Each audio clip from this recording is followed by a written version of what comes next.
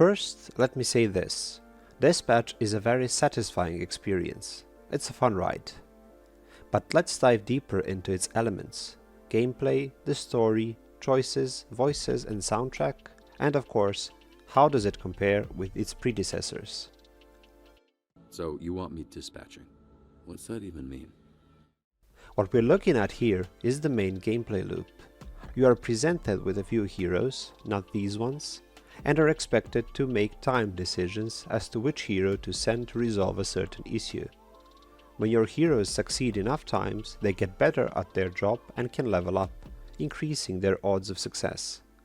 I'll leave the other elements for you to discover. Besides this, there's also a hacking minigame that gets progressively more complex as the game advances. There are also a few QuickTime events, but they are, in my opinion, unfortunately few and far between. When it comes to the story and the choices, they are the main driving force of the game. The story is pretty good overall, does a good job setting up its main plot and characters, and up until the last quarter it is extremely enjoyable. For whatever reason, some sort of development hell probably, I've also read about there being some cut content, the final 2 episodes are not of the same quality as the first 6. My main gripe is that most of those setups that were made in the first few chapters kinda fall apart and some things are completely glossed over and never mentioned again. What is it? I'm not quite drunk enough to share my origin story just yet, but remind me to tell you someday. Definitely. The dialogue is well written generally, feels real and fun to take part in with the choices you can make during most of them. The choices you make can and do often give different outcomes. Some of them are just, let's call it, flavor visuals that don't impact much, while some can impact the story greatly. So, if I were to rate it based on its entirety, Dispatch would be a 7, max 7.5 out of 10 experience.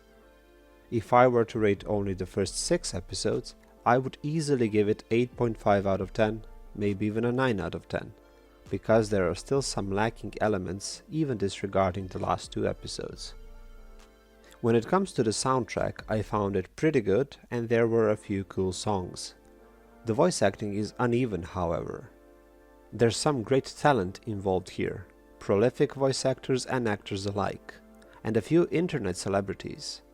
The actors clearly do an amazing job, but not all of the influencers do, and that's where the unevenness comes from, even slightly detracting from immersion. You might not even notice it, but I did and wanted to mention it.